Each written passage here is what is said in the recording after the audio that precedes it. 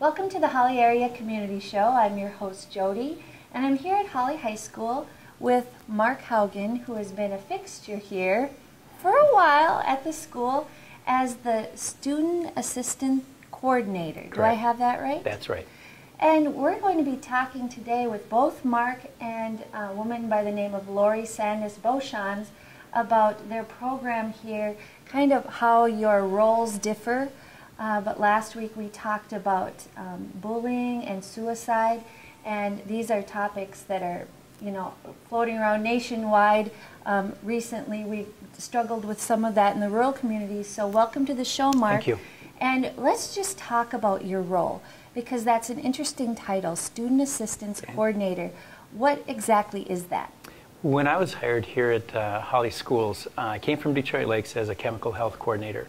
And when the Holly Schools hired me here, they were looking at someone to kind of fill the gaps and the needs of some of the prevention programs that they want to establish, and some of the gaps in terms of some of the one-on-one and maybe some of the group counseling, things that weren't necessarily being addressed because of how busy sometimes the regular counselors get. So prior to that, and what year was that when you came to the Holly Schools? Came here in fall of 1989. 1989, ooh, yeah, decades ago. You can count them, yes. Yeah, wow. So until then, who was filling that need? What role was filling that need? Was there a social worker in the school, or? Mm-hmm. Yeah, once a week a social worker was coming, but also a counselor, and school counselors in a lot of schools. A lot of schools aren't necessarily set up where they have someone in my position, so school counselors or social workers oftentimes pick up a lot of the individual counseling and some of the prevention programming. Okay, so when you say prevention programming, what are some of the themes? What are you preventing? Well, the violence prevention, the bullying, those kinds of things are some of the top things now. Since 2007, we started a program called Youth Frontiers. They come out of the cities, provide a retreat. We do a lot of the follow-up with our 4th grade or 7th grade, 9th grade, and then at the end of the senior year, they come in and kind of work with the seniors. And so those kinds of things are the things that we like to put on to try to work with our kids, and throughout the year then promote the the working in kindness, respect, and courage. And so those are some of the key things that we've been doing. How has that been going since you started working with Youth Frontiers? I think we feel like we have some results as kids are starting to kind of talk the talk and walk the walk of some of the things based on kindness, respect, and courage. And we're kind of proud in some of the things that they're writing and some of the things that they're designing to look at how they can treat each other and that sort of thing. Some of the writing things that they're doing in English classes it's come out that these kids are starting to see are starting to use some of the same kinds of concepts. So interesting. Well, and I remember it's very interesting how we've come full circle, because I interned with you when I was in college. That was a long time ago, too. That was a long time ago. In 1989. Yes, it was. I remember, as far as some prevention things, there was alcohol prevention at the time. I think if there were violations, there was a group that took place. Yeah. Do you still do anything like that, or? Our policy for state high school league violations is somewhat unique in the sense that what we do is we will reduce some of the penalty, the weeks out or the events out, if they are willing to participate in a like an information group where some of us would sit down and work with them on some of the information and help them take a look at whether there's some assessment or something that they need to do. So you do that maybe one-on-one now instead of a group, or? Well, it depends on, state high school league violations. Sometimes it's a party that's busted, or it could be an individual. And so sometimes it might be individual, it might be a group of 2, it might be a group of, 5 to 10. So it just depends on the situation.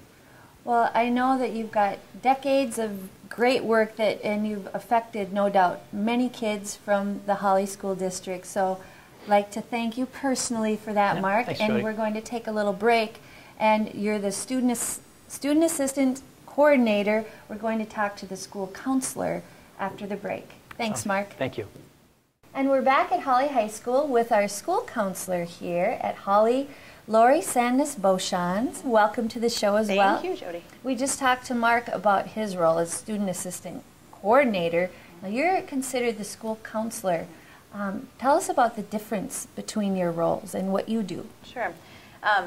As a school counselor, all school counselors in the country are master's level trained workers, and we are trained in 3 different main areas to support students. So one is the academics, so a part of our job is to support students to succeed academically, but also to help prepare them for whatever kinds of education or training come after high school. So a lot of time working with students on the college search process and applying for that and doing scholarships. It's a pretty big part of my job here.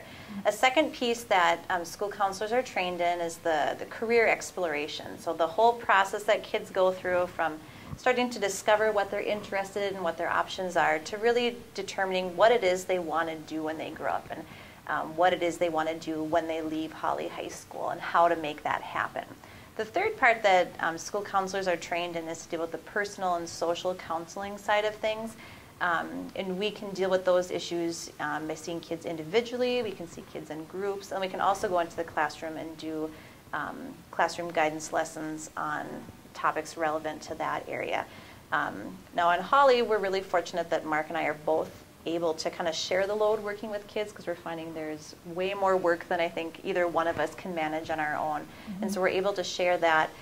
My job is probably most different from Mark's in that I deal with more of the academic and the career stuff, and he's doing more of the programming for the personal social prevention things like he talked about. And Mark also serves the elementary, which I'm just at the high school. You're just at the high school. I was going to ask you that. Yep. Okay.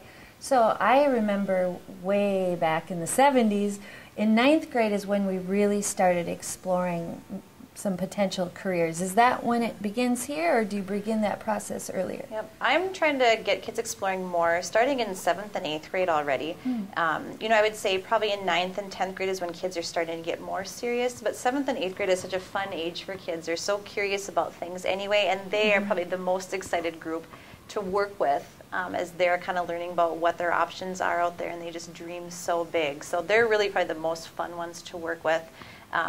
So we're starting to try to get them thinking about it earlier. We do more and more as the kids get older, though, so it's just exploration at that point. Interesting. And so how do you lead them through that? Is there a particular class that you interface your information with, or how do you do that? Yep. What I found that works best for me is to just borrow some of the teacher's classroom time and go in. So I kind of work with them on a day that works with their schedules. Maybe it's a day they have a sub that I come in so the kids aren't losing as much instructional time. Maybe it's just another day that works well for them. We have a few different tools. There's lots of great resources that are free that the state puts out, publications, magazines that I get, and I'm always handing stuff out to the kids. We have a couple great websites that we use that I show kids. You know, here's where you can go to find all kinds of different information. So we use a lot of different resources with them. Well, and are you a part of the Job Shadow program here? I think that's so interesting too, where a senior has a chance to shadow someone in a profession that they're exploring. And I know that takes a lot of coordination and yeah. But I think it's very valuable because I have heard of some kids who shadow someone and say, yeah, no, I don't want to do that. Or, you know, or get excited, get revitalized about it. Yeah, it's just as valuable for the kids that spend a whole day shadowing someone and love it and really solidify that's what they want to do as it is for the kids that decide they don't want to do that job. Yeah. And we actually were just in the middle of kind of lining up all of the job shadowing experiences for our students, and I think we've got about 13 people that are working on it this year. So it's pretty exciting to get kids out doing real life stuff. Oh, absolutely. Thank you so much also for your hard work. You and Mark seem to make a really good team, and I think the Holly School System is very fortunate to have you both. Thank you so much. Thank you, Jody. Until next time.